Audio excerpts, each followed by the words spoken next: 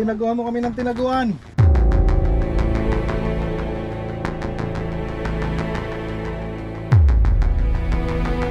Manuel De Luna alias Ekong, kayo di ba? Arestado ka.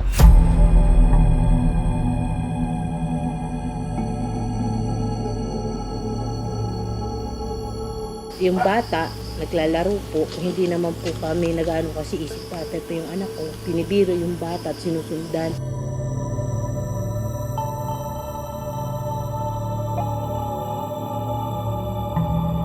Sa edad ng anak ko na ganyan, walang kaisipan na maayos. Hindi ko alam kung anong gagawin ko.